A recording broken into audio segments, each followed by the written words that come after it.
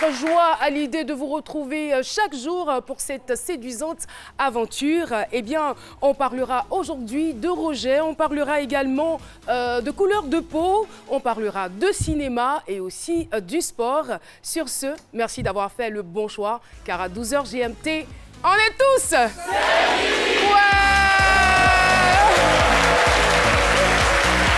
C'est un bonheur de me retrouver aujourd'hui, encadré donc sur ce plateau par ces deux charmants hommes.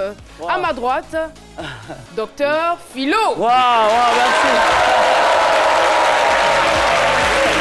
Merci. Wow.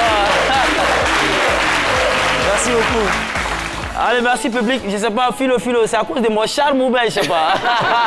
Certainement. En tout cas, très heureux d'être là. Puis ben, voilà. Merci. Au fait, c'est ça là. Vous m'avez l'air quand même très ému aujourd'hui. Oui, mais au fait, c'est ça. Au fait, souvent, c'est les aléas du direct. Au fait, j'ai voulu me camoufler aujourd'hui pour faire l'émission. Mais apparemment, à la dernière minute, le coin est déchiré, donc ça soirée un peu. Bon, je sais pas ce que ça donne, peut-être ce que ça va donner. Sinon, j'ai voulu faire un truc comme ça. Voilà, mais apparemment j'ai mal le trou là. Le métier n'est pas facile. Voilà, et puis c'est une vieille lampe. Donc quand c'est comme ça retrace pas. C'est une ancienne lampe que j'ai. Merci. Docteur Philo. Et voilà, nous sommes aussi en compagnie de Jean-Michel Honard. Et oui, Jimmy. On va faire un tour au cinéma avec vous. Oui, tout à fait. Deux belles productions, drame, biopic, polar, comédie. On va s'éclater à la fois, découvrir, se replonger dans l'histoire d'un personnage tout particulier qui a marqué les années 80-90, dont je vais taire l'identité, mais aussi un autre film. Cette fois-ci, je vous le dévoile, c'est Taxi 5, La Relève. Donc restez avec nous pour savoir en plus. Merci beaucoup public de C'est Midi. Merci donc de rester en notre compagnie. Toutes ces belles choses à découvrir tout au long de ces 50 minutes. Et merci de m'aider surtout à recevoir notre invité témoin du jour. Le thème, je vous le communique tout de suite. J'ai longtemps été rejeté par les miens à cause de mon teint noir et ben, franchement. Pourquoi? J'ai envie de dire. Merci donc d'applaudir très fort Doumbia Mariam, très belle, j'ai envie de dire. C'est notre invité. Doumbia Mariam. Eh oui. Comment vous allez, Miss Doumbia? Je vais très bien. Merci. Alors, il faut dire que Doumbia est étudiante en informatique et développeur d'applications. Elle est aussi comédienne de doublage, oui, c'est bien cela. Et elle a été élue deuxième Mousseau Noir et belle le 31 mars dernier. Voilà. Vous êtes donc la deuxième dauphine. Oui, c'est ça. Et ce genre de concours, c'est vraiment à encourager. Hein. Je veux dire, pour toutes celles aujourd'hui qui sont complexées ou se sentent lésées par leur peau noire, vous avez une très très belle peau noire. Merci beaucoup. Et c'est justement la raison pour laquelle nous vous recevons sur ce plateau. Et derrière cela, vous avez aussi un témoignage assez édifiant que nous aurons l'occasion d'écouter dans quelques petits instants. Mais avant, permettez-nous, chers téléspectateurs, de retrouver, d'avoir recours à l'expertise de notre docteur en humour, Docteur Philo. C'est parti. Merci. Oui, je vous en prie. Ah, vous êtes belle. Vous avez vu Jean-Michel, c'est rare dans ses habitudes hein, de recevoir les femmes, placer bien la chaise, tout ça. C'est à cause de votre teint naturel, belle. Et si c'est noir naturel, mais attends, je vais vérifier un peu ça. Non, mais nous, on est des experts hein, quand même, c'est mon boulot. Vous avez quel moyen de le vérifier? Ouais, non, mais au-delà même de la philosophie, quand même, nous avons certaines connotations, certaines connaissances en matière de teint. Quand c'est flou, on connaît. Et dans nous, bah... Non, s'il vous plaît, est-ce que c'est mon boulot? Ça sort pas, c'est bon. C'est bon? C'est bon, ça sort pas, c'est bon. Ça sort pas. Et... Non mais attends, ça c'est révolu, hein. Ce que vous rejetez à cause de votre teint noir, mais ça c'est révolu. C'était avant ça, c'était à l'époque. Maintenant, puis ceux qui font ça même aujourd'hui, je veux dire que c'est des gens même qui sont complexés. Ça, ils sont complexés eux-mêmes en fait. C'est pas une forme de jalousie. Parce que toi, ceux qui vous rejettent, ils sont quoi? Ils sont de quel teint? En général, ils sont clairs. Ah, c'est les clairs même qui vous... En général. Naturellement clair, ces personnes-là ou bien... J'ai pas tout vérifié. Ah. Faut vérifier. Est-ce que ça prend pour vérifier pour vous? toute catégorie. Voilà, je veux dire que c'est révolu. Moi, j'ai rien contre teint clair, teint noir, tout ça. Je veux dire que tout ce qui est naturel est bien. Voilà, tout ce qui est naturel, c'est bien. Je ne vais pas m'attarder dessus, celles qui se dépimentent, mais ceux qui... Il y a les garçons maintenant qui font ça. Donc, je ne vais pas m'attarder dessus. Eux, ils savent, c'est comme si un voleur, on lui dit ne vole pas, mais il va voler quand même. Toi-même, tu vas te dépimenter là. Tu sais que c'est pas bon, mais tu le fais quand même. Voilà, tu le fais quand même. On se demande pourquoi tu le fais. Tu connais un peu les conséquences. Mais pensez que vous vivez dans une société, vous vivez avec des gens comme des citoyens comme nous, que parfois on se dépasse. C'est l'odeur, en fait. Moi, c'est ça qui me gêne. Moi, c'est ça qui me gêne. Il faut penser à ça. C'est ça qui me gêne. Aujourd'hui, je veux dire, quel que soit votre teint, la nature de votre teint, il faut l'entretenir. Donc, Philo, vous êtes en train de nous dire que toutes les filles qui se dépigmentent sentent mauvais. Ah, mais il n'y a pas, ça là, il n'y a pas son médicament. Il n'y a pas son médicament. Non, mais tu prends quelque chose, tu changes. En fait, les gens, c'est que les gens ne comprennent pas. C'est qu'il est facile de devenir clair que de devenir noir. Est-ce qu'il y a une pommade pour devenir noir? Non. Pommade là, tu prends une truc bien écarté, tu mets citron dedans. Il y a des astuces aussi. Pour le devenir noir, mais ça ne peut pas être comme le noir naturel. Là, comme ça devient un peu, c'est jonglé. C'est jonglé. Oui, j'essaie de ça jongler. Ça ne peut pas. C'est facile de devenir truc. Et le teint noir, les gens, c'est que les gens, ceux qui vous rejettent, dites-le, approchez-le, dites-le que le teint noir là, quand c'est naturel, ça résiste à tout. Quand vous avez le teint noir, vous résistez à la chaleur, vous résistez au froid. Regardez, aujourd'hui, vous, aujourd'hui, vous allez jusqu'à chez les Esquimaux, vous allez travailler, mais la fraîcheur ne va rien vous faire. Mais prenez un Esquimau, un Canadien, il n'a qu'à venir au Mali, 47, vous allez... Il ne voit plus, il voit plus. Donc, vous avez des avantages. Et je dis que les choses sont en train d'être... Les choses évoluent aujourd'hui, les choses changent aujourd'hui. Moi, je ne vois pas ça d'un œil truc. Et déjà, la preuve, vous êtes déjà deuxième dauphine d'un concours de beauté déjà. Donc, puis, vous fouillez dans le monde, allez-y checker sur les réseaux sociaux. La plupart des célébrités, des stars, c'est des noirs. Donc, soyez fiers de cela. Soyez fiers de ça. C'est des noirs. Et moi, je pense que voilà, il faut vous féliciter. Et puis, bon, vous dites que c'est... Moi, en tout cas, si on vous place, moi, chacun, c'est mon avis, hein, si on vous place ici, avec une fille claire, moi, excusez-moi, hein, je vais choisir la fille claire. Voilà, non. Non. Excusez-moi. On attend. Je préfère. S'il vous plaît, n'allez pas vite en besogne. Voilà. On va écouter ses raisons. Voilà. Je l'ai choisi parce que le choix, peut-être, ça a été un choix instantané pour le moment. Peut-être que je vais vous choisir demain, mais pour l'heure, c'est elle d'abord. Donc, je peux changer d'avis demain. Donc, voilà. Mais bon. Merci. Mais vous êtes belle. Merci. Vous êtes belle. Je ne sais pas si ça s'applique ici. Les goûts et les couleurs ne se discutent pas. Donc, je vous laisse avec votre choix. Merci beaucoup, Dr Philo. Et tout de suite, nous partons pour la question du micro-trottoir. J'aurais souhaité vraiment que ce soit un micro-studio et qu'on demande à chacun de vous, c'est quoi le colorisme? Mais bon, est-ce que quelqu'un a la réponse ici? Le colorisme? Vous avez une idée? Aucune main, d'accord. Si c'est le cas, on part. C'est l'adjectif du coloreux, de celui qui se met en colère. Voilà, donc le colorisme vient du mot colère. Je sais que le colorisme peut être une doctrine, mais je ne sais pas réellement de quelle doctrine il s'agit ou quel est le rôle du colorisme. Dans le colorisme, j'entends colère, mais franchement, je ne sais pas ce que ça veut dire. Le mot colorisme, je vois qu'il y a le mot couleur et aussi la couleur. Bon. Mais concernant le mot colorisme, je ne sais pas trop de choses là-dessus. Coloriste, c'est les gens qui fabriquent les couleurs là. Les gens qui fabriquent les couleurs pour les voitures, pour les maisons et tout ça. C'est ça qu'on appelle coloriste. Le colorisme, c'est une sorte de racisme au sein d'une communauté.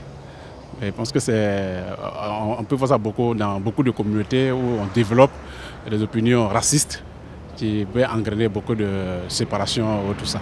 Eh oui, merci en tout cas.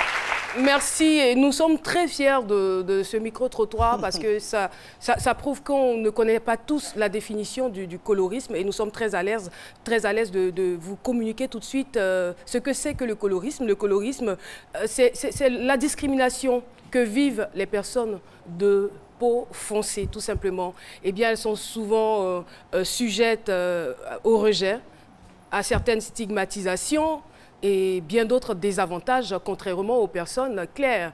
Alors, Miss Doumbia, Merci en tout cas de votre présence sur ce plateau. Et il faut dire que vous êtes né un 2 octobre, oui, c'est bien cela, à Agna. C'est dans la commune je dirais la sous-préfecture. La sous-préfecture de Bongouanou. Oui, de Bongouanou. Et voilà, donc pour des raisons, on va dire, de transport, pour des raisons de transport, votre mère n'a pas pu se rendre à l'hôpital. Donc l'accouchement s'est fait à la maison. C'est ça. On vous donne la possibilité tout de suite de nous raconter l'histoire qui vous a été racontée par votre maman. Je ne dirais pas par votre grand-mère, mais par votre maman. Allez-y, on vous écoute. D'accord, merci et bonjour à tous. Je suis Mariam Doumbia, j'ai 23 ans et je suis comédienne de doublage. En effet, comme Caroline l'a dit, je suis née à Agnia, dans la sous-préfecture de Bongouanou, à la maison. En ce moment, il n'y avait pas vraiment de route pour aller jusqu'à Bongouanou pour faire accoucher une femme. Donc, vu qu'elle était déjà à thème, je suis née à la maison. Et j'ai été mise au monde par des matrones. Des matrones qui m'ont fait mettre au monde avec ma maman. Donc, voilà, quand je suis née toute noire. En général, les bébés naissent clairs, mais moi, je suis née toute noire. Et il y a une des matrones qui a sorti comme ça, qui a dit à ma maman, on n'a jamais vu un bébé naître noir. Ton bébé, ce n'est pas un être humain, c'est un génie, donc il faut le faire partir. Et ma maman a dit, le faire partir, elle entendait par là, me donner des médicaments, faire des incantations pour me faire retourner de là où je viens, c'est-à-dire me tuer. Donc ma maman a dit comme ça, si j'ai pu mettre au monde un génie, c'est que moi-même, je suis un génie. Belle réponse de la part de votre maman. Très, très belle réponse, j'ai envie de dire. Après, elle a dit, donc je vais élever seule mon génie si vous ne voulez pas m'aider. C'est comme ça que je suis restée avec ma maman. Alors, après cela, je veux dire que ça, c'est l'histoire qui vous a été racontée par votre maman. Mais vous avez grandi dans quelle ambiance, dans quelle atmosphère?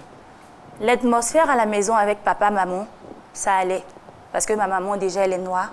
Donc, elle, il n'y avait pas de problème. Mais le problème, c'était plus avec la famille élargie. Côté papa, les cousines. Vu que je suis malinquée de moitié, de mon père. Donc, elles sont en général claires, très claires de peau. Donc, elle me rejetait tout le temps. Elle me disait que je n'étais pas belle, qu'on ne pouvait pas me voir si je ne souris pas. Je ne suis pas belle en photo. Il ne fallait pas que je fasse des photos avec elle. Il fallait que je sois toujours dans mon coin parce que... C'est déjà toute petite. Hein? Déjà toute petite, c'était comme ça. C'était tout le temps des railleries, des moqueries, la noire, minuit. Tout, c'était mon surnom, ça, minuit. Et à l'école? À l'école, c'était pareil. J'étais tout le temps au fond de la classe, dans mon coin, à tout le temps écouter les insultes des autres. Mais ça allait. Je prenais sur moi, je pleurais en classe. Mais après, quand je rentrais à la maison, je voyais maman, je lui dis, mais pourquoi moi je suis différente? Pourquoi est-ce que il a fallu que moi je naisse noire? Pourquoi je ne suis pas comme les autres enfants? Et là, elle m'a fait comprendre que tout le monde n'est pas la même chose. Elle-même, elle est noire. Donc si elle est noire, qu'elle est ce qu'elle est aujourd'hui, il n'y a pas de raison que je ne sois pas ce que je veux devenir demain. Donc c'est comme ça. Dans votre environnement, vous étiez la plus noire, c'est ça? Oui, dans la famille, je suis la plus noire. Dans mon environnement de tous les jours, je suis la plus noire. C'est tout le temps comme ça. Et je veux dire que tout ce que vous avez subi comme rejet, qu'est-ce que cela a provoqué dans votre vie? Déjà, comment vous vous sentiez en tant qu'enfant? Je ne me sentais pas comme un enfant normal. Je me sentais... C'était un peu comme je me disais souvent, je m'asseyais seule dans mon coin, je me disais, est-ce que je ne suis pas un extraterrestre? Est-ce que c'est que les dames ont dit quand j'étais bébé? Est-ce que ce n'est pas vrai? Donc je me posais des questions, je me disais tout le temps, non, je ne suis pas normale. Ce n'est pas normal que moi je sois comme ça et que tout le monde soit différent. Parce que j'ai des frères et sœurs, ils sont clairs, bronzés, clairs. Mais pourquoi moi je suis noire? Donc j'étais tout le temps renfermée. J'avais vraiment pas de vie sociale. J'ai vraiment pas de vie sociale, je reste tout le temps dans mon coin. Bref, ma seule amie, c'était ma maman. Ma maman qui m'écoutait tout le temps, qui était là pour me réconforter tout le temps. Et est-ce que cela a eu, on va dire, une influence sur vos résultats scolaires? Non. Puisque vous subissiez la même chose aussi à l'école? À l'école, non. Dans mes résultats scolaires, je dirais non.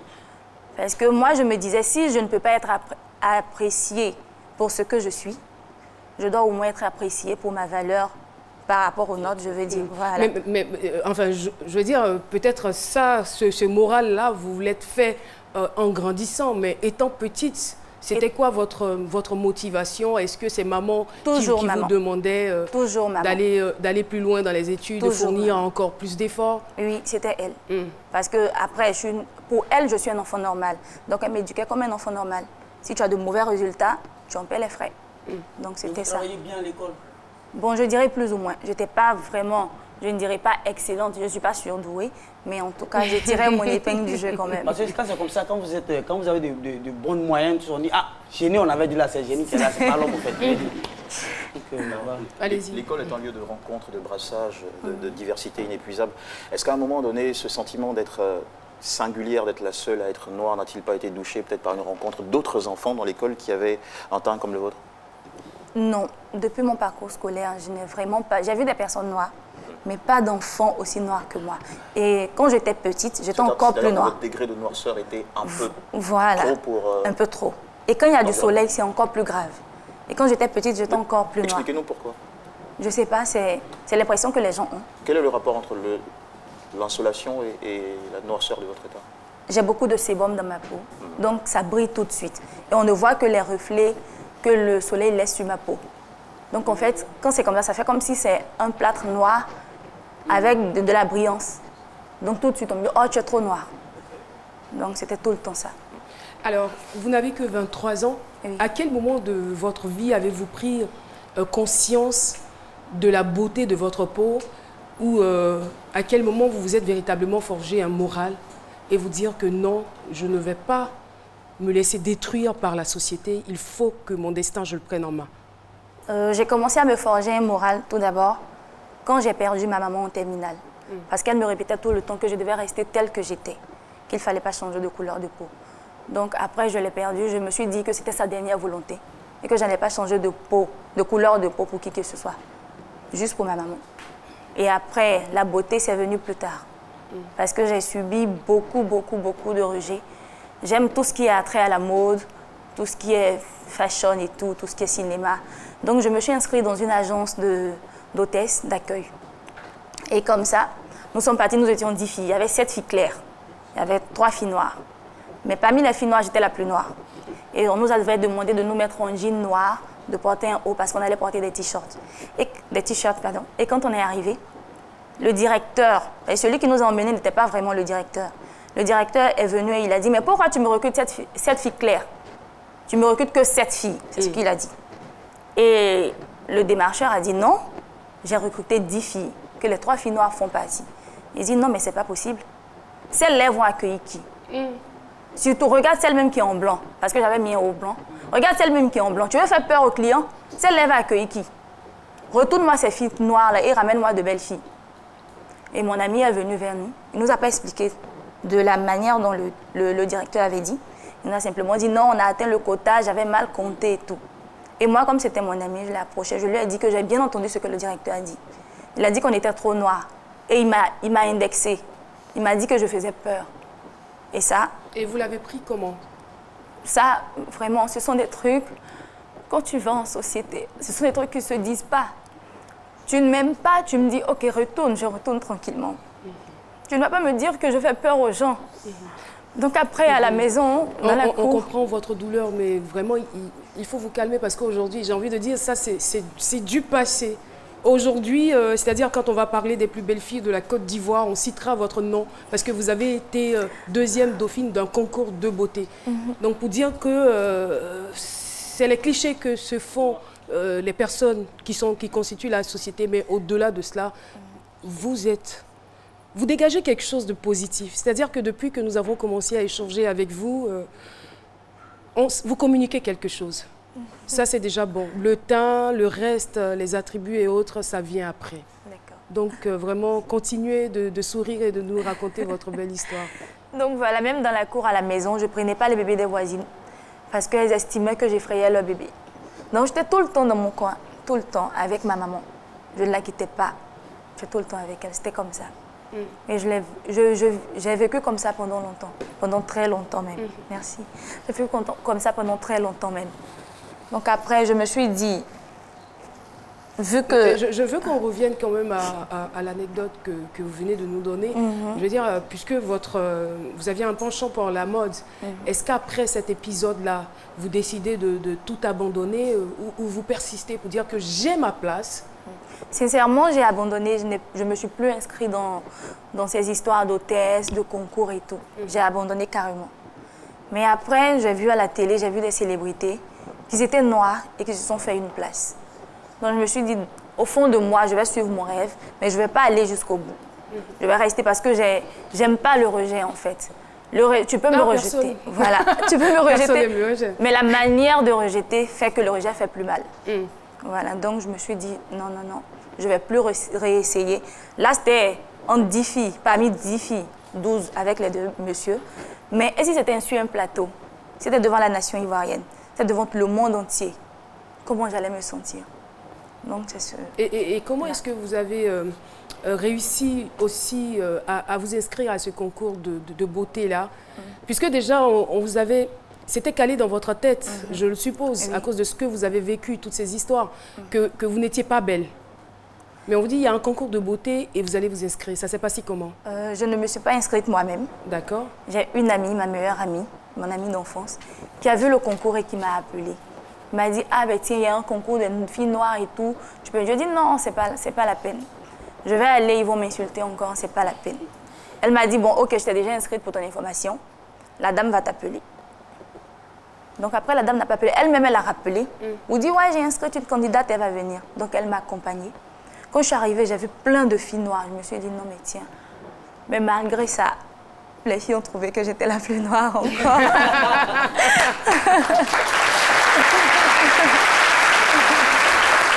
Merci beaucoup, Halima. Merci, Doumbia. Nous allons partir pour la question qui vous permettra de gagner la somme de 100 000 francs. Qui était l'appel à témoin de l'émission C'est midi d'hier, c'est-à-dire l'émission du 16 avril? Réponse A, Joe Ballard. Réponse B, Abou Nidal. Envoie A ou B au 98 133 pour tenter de gagner 100 000 francs. Et chaque semaine, il y a des défilés sur ce plateau pour la somme de 200 000 francs pour dire que c'est une réalité. Merci infiniment. Eh bien, on se retrouve à nouveau avec vous. Ça va, vous avez eu le temps? Oui, Caroline, ça va.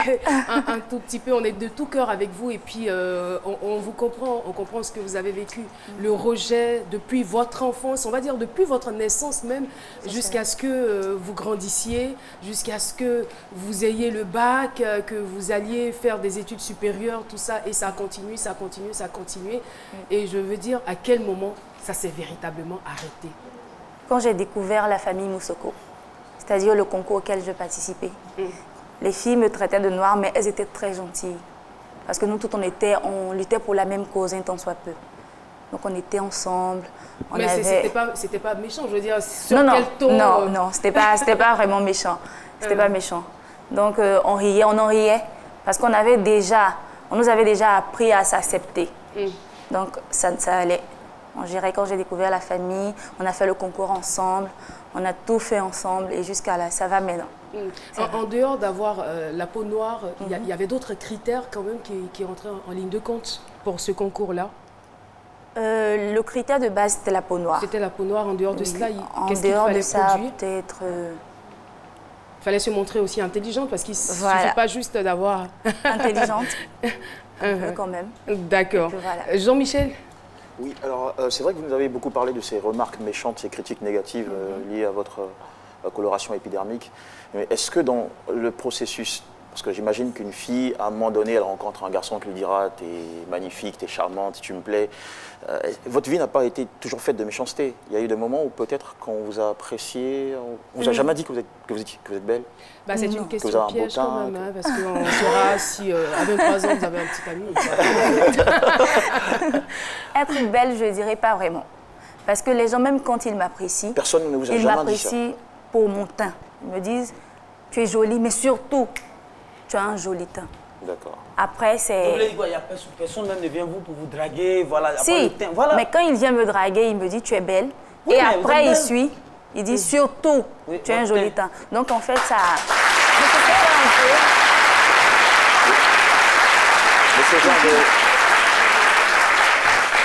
Ce genre de louange ne vous a-t-il pas donné confiance à un moment donné?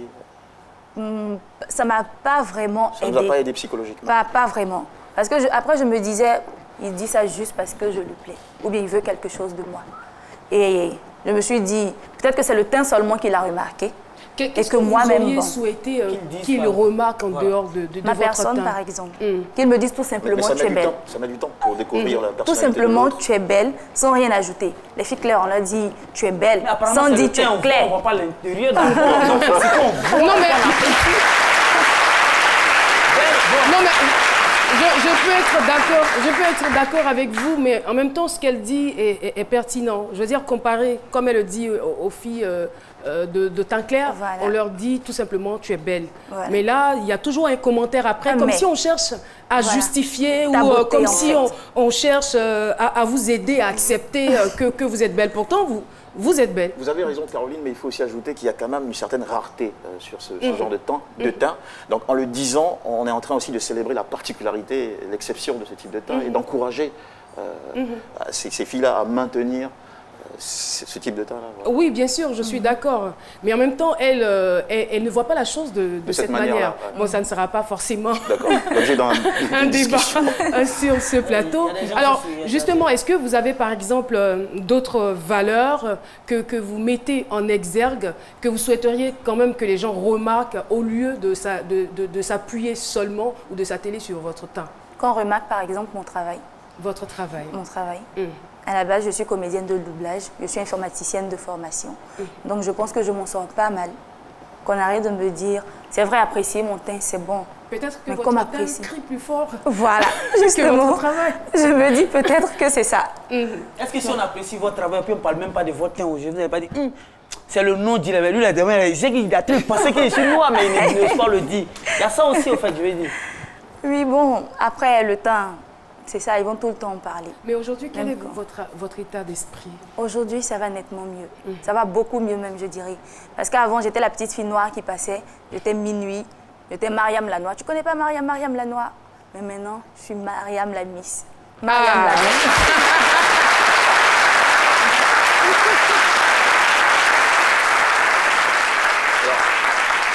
Est-ce que la somme de toutes ces frustrations, je dirais passées, inspire chez vous un élan, un engagement? Vous avez envie de prendre position, de militer pour une cause, au-delà de ce concours qui vous a porté à ce niveau-là? Bien sûr. Je veux vraiment, vraiment que les filles s'acceptent. Parce que tout part de l'acceptation de soi. Le problème n'est pas la dépigmentation ou autre chose. Tout part de l'acceptation de soi. Une fois que tu t'es accepté, tout ce qu'on dira à côté va te passer sur le corps. Et moi, la dépigmentation n'a jamais été une option. Mais heureusement, vous avez eu beaucoup de chance par rapport au conseil que vous donnait votre maman. Sinon, les gens, toujours les gens, les mauvaises langues, les oiseaux de mauvais augure auraient pu quand même vous conduire à cela. Et c'est quelque chose que vous alliez regretter parce que quand vous alliez arrêter, vous seriez encore plus noir qu'avant. Oui, c'est voilà. Ça. Et tout le monde, comme le docteur Philo le disait, tout le monde est conscient quand même des conséquences de la dépigmentation, mais heureusement pour vous que vous n'êtes pas allé jusque-là. Donc par rapport, on revient à la question de Jean-Michel, est-ce que ça vous donne de prendre position aujourd'hui par rapport à une certaine lutte, par rapport à une certaine cause, non seulement pour les filles qui sont peut-être aussi noires que vous ou moins noires que vous, ou encore pour des filles qui, malheureusement, au cours de leur parcours, ont eu recours à la dépigmentation? Oui, bien sûr. Je vais d'abord commencer par m'inscrire dans la plateforme qui m'a accueillie comme une famille, la plateforme Moussoko, le concours Noir et Belle. D'abord m'inscrire dans cette plateforme-là, faire partie de la team de Tata Prissy, aider à la valorisation et la promotion de la peau noire. Dire que si Awa Sanoko a réussi, si Koundia Diop a réussi, si certaines filles noires ont réussi, nous aussi on peut réussir. Et vous êtes sur le chemin de la réussite. Nous, notre devoir, c'est de vous accompagner sur ce chemin-là. Et on est sûr, vous en avez toutes les qualités, vous en avez la vocation, vous avez nos encouragements et vous aurez même les conseils du sage.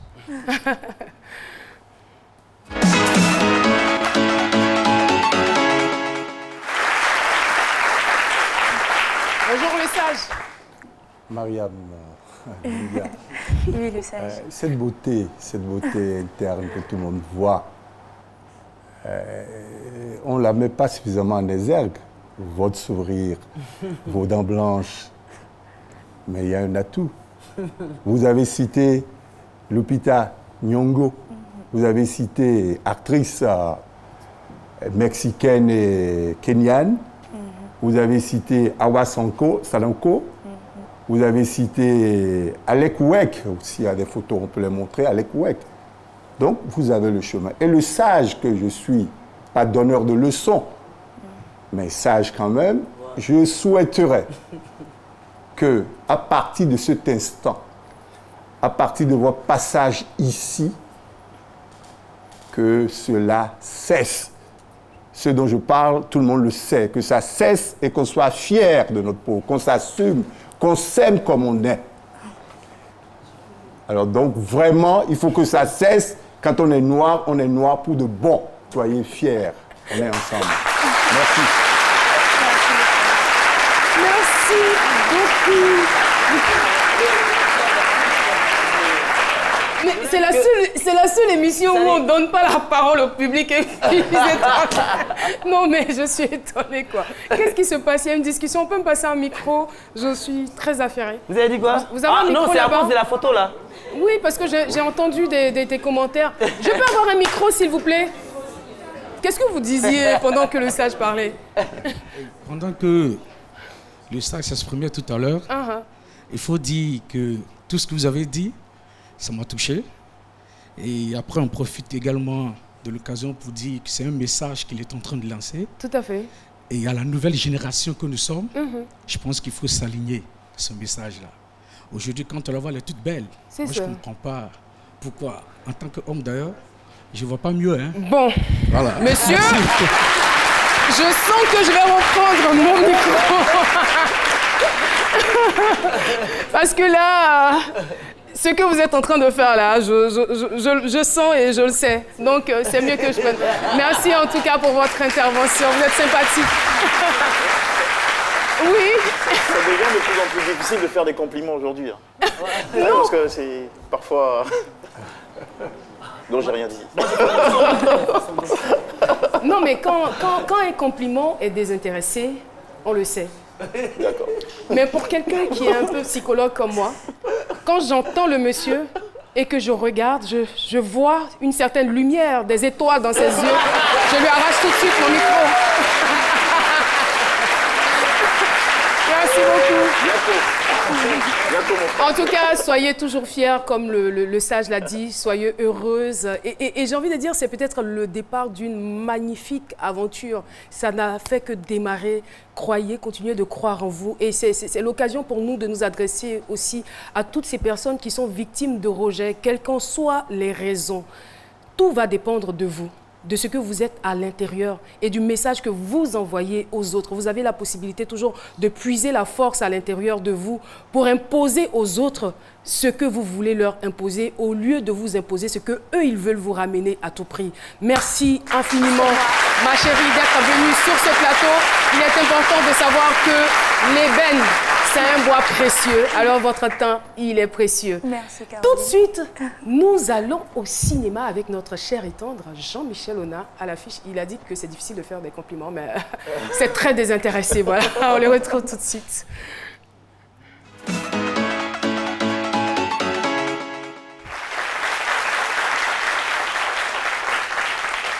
Vous avez peut-être déjà regardé Paradise Lost, Blow, Infiltrator, Barry Seals ou Narcos. Eh bien, ce n'est pas assez. Aujourd'hui, je vous recommande, je vous conseille, mais vivement, Escobar, signé par Fernando León de Aranoa. C'est un nouveau film sur ce, disons, célèbre et riche dealer colombien qui a marqué les années 80 et 90, décédé en 93 à la tête d'une fortune de 30 milliards de dollars. C'est un peu le chouchou d'Hollywood, surtout parlant de grands trafiquants. La particularité de ce film est qu'il est inspiré de mémoires intitulé Loving Pablo, Hating Escobar, écrit par une célèbre journaliste qui s'appelle Virginia Valero. Elle est colombienne. Elle a une longue relation amoureuse avec Pablo Escobar de son vivant. Et elle nous décrit le personnage sur un angle très psychologique. Sa montée en puissance, sa chute, angle particulier. Les acteurs principaux sont un couple marié depuis 2010, à savoir Javier Bardem et Penélope Cruz, pour 2 heures de biopic polar. Regardez les images. Oh merde! La cocaïne est produite dans mon pays, mais elle est consommée aux États-Unis. En dépit de nos meilleurs efforts, de la cocaïne continue à entrer illégalement dans notre pays, et ce de manière inquiétante. Pablo n'a mis que 10 ans à bâtir l'industrie la plus rentable de toute l'histoire. Plus de 2 milliards de dollars en moins de 2 ans. Je suis la seule journaliste autorisée à assister à leur premier congrès. Jusqu'où tu comptes aller, Pablo? Pablo Escobar Gaviria a bel et bien été élu représentant à la Chambre des députés de Gracias. Le ministre de la Justice a été assassiné à Bogota. Le président a déclaré l'état de siège sur tout le territoire. Soit on est tous coupables, soit on est tous innocents. Et on sait tous ce que signifie la guerre. Celui qui a le plus de cash en sort vainqueur. Et entre nous tous ici, qui a le plus d'argent? Pablo, je crois que tu perds la tête. Tu n'écoutes personne. Le jour où il tombera, il vous entraînera. Vous le savez très bien. Aidez-nous à le retrouver. Vous m'avez entendu? Vous m'avez entendu? Malparidos, hijo de putas!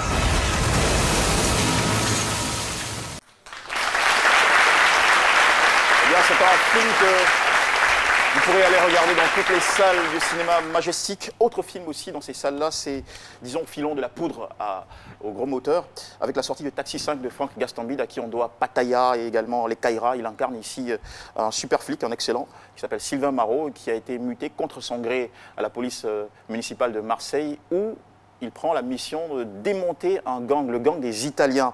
Alors c'est une mission très difficile qu'il pourra relever grâce à une collaboration avec le pire conducteur de VTC, de véhicules de transport commun de la ville, qui lui donnera accès aux puissants taxis blancs.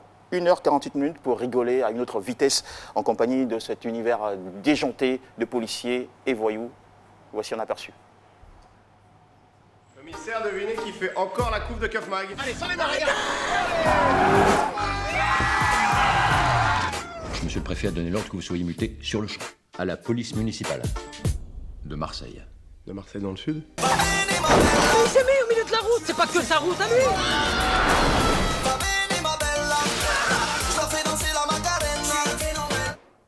Tu me retrouves le taxi et j'oublie toutes tes infractions. On pourrait peut-être faire équipe tous les deux, non? Comme dans Bad Boy. Donc c'était vrai toutes ces histoires? Mon oncle, c'est une légende à Marseille.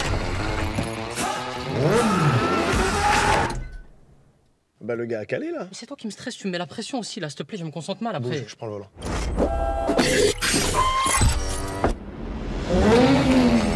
Alerte générale! Ça faisait tellement longtemps! On a un problème sévère. Oui, Joga, hein? Les vitales. Je viens. Oula! J'ai nommé cette opération ma fille. Il y a donc tous invités dans les salles du cinéma Majestic pour profiter de ces deux productions qui vous fait passer de très bons moments devant ces grands écrans. Merci. Merci infiniment Jean-Michel Auna. Alors on ira voir donc ces films. Escobar de Fernando León de Aranoa, bien sûr avec l'accent qui va avec, et bien sûr Taxi 5, la relève de Franck Gastambide. Voilà, sur ce, mesdames et messieurs, nous allons recevoir nos invités surprises et pour cela, je vais vous demander de vous lever parce qu'on parlera à présent de sport. Messieurs Famou, Fabrice Fortune, Efa, Essis, Jean-Claude, Youfouk, Sankidi sont nos invités surprises.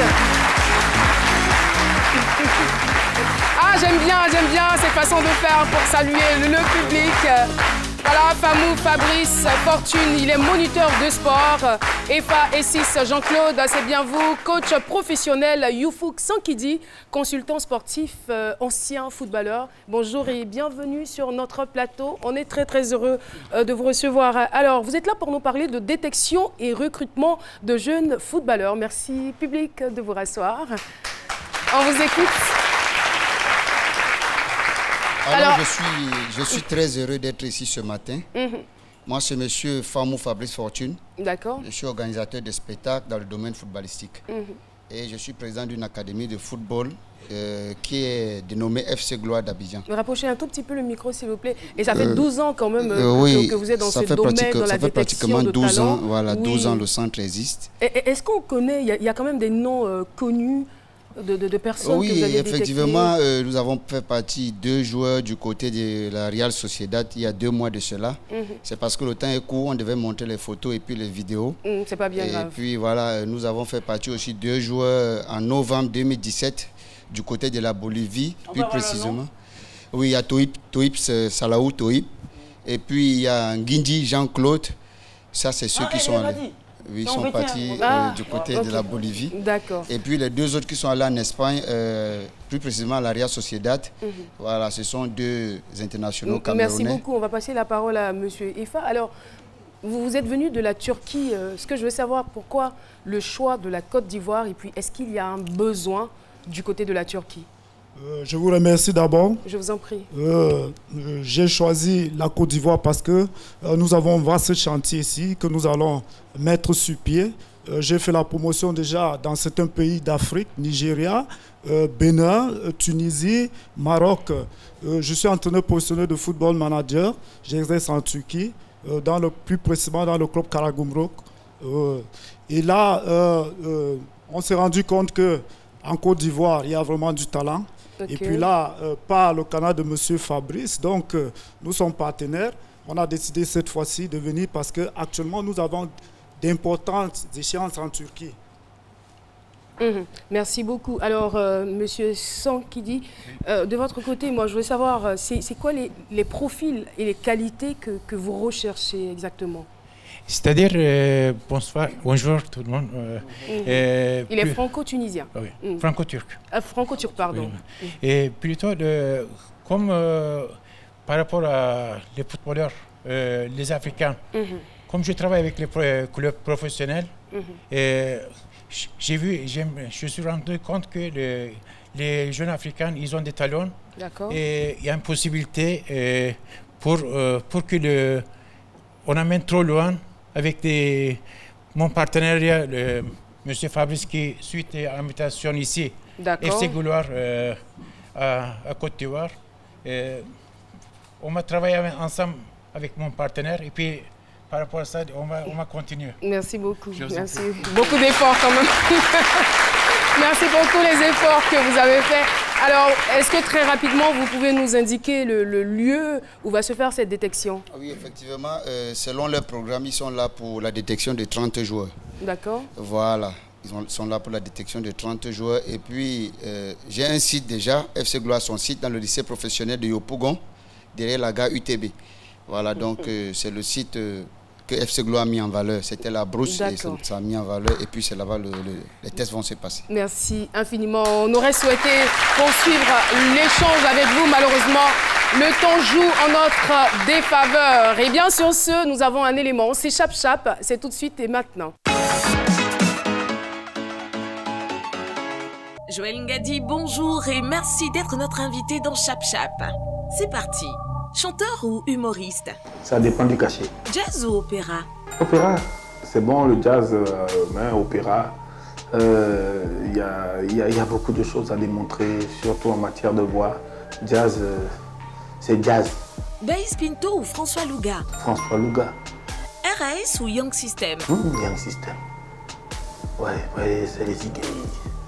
Voilà, nous tous on est là, gna. Passé ou présent? Le passé. Parce que le passé, on s'en sert pour construire le présent. Rire ou alerter? Rire d'une situation, parce que j'ai envie. Bonjour 2010 ou Moi Monsieur? Les deux. Le Jamel Comedy Club ou le Parlement du Rire? Les deux. Agalawal ou le Magnifique? Les deux. Français ou Nouchi? Français, ça passe partout. Vin ou vin mousseux? Restaurant ou maquis? Maquis. Français, ambiance, c'est ça. Garçon qui paie ou la fille qui paie? La fille qui paie. Toi aussi. On n'a qu'à commencer à payer. Séducteur ou malo? Séducteur. En couple ou célibataire? Célibataire. Sans papier. En couple, en réalité. Go discrète ou go du showbiz? Discrète, c'est mieux. Moi-même, je suis discret. On va venir faire showbiz dans showbiz. Pourquoi? La discrétion est mieux. Show de Marcory ou show de Yopougon? Est-ce qu'on a besoin de demander? Je parle de quelle commune tous les jours. Donc j'étais chaud des poils pères. Voilà, c'est bon. Sinon, si frustré des gens, c'est ce qu'il y a là-haut. Voilà. C'est tout le go.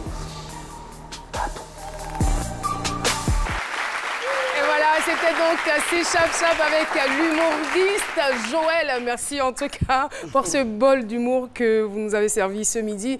Malheureusement, l'émission est terminée. Franchement, ça passe tellement vite cette émission.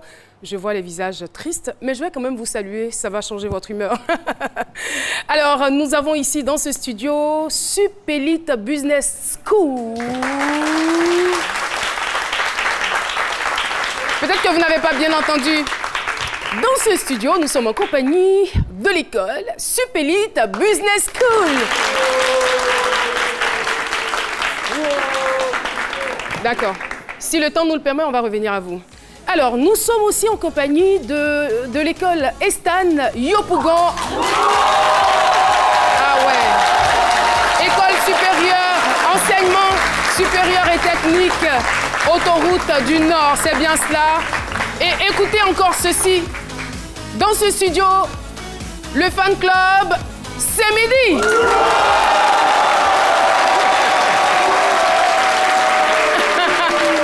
Et voilà, Supélite qui se rattrape. Et derrière, d'accord. Ah, pardon? L'école? L'école pratique de la Chambre de commerce de Côte L'école d'Ivoire. pratique de la Chambre de commerce. Merci à vous tous d'avoir été là et merci surtout aux téléspectateurs et à toutes les équipes qui ont travaillé pour que cette émission ait lieu. Rendez-vous demain à 12h pour le même bonheur. Au revoir.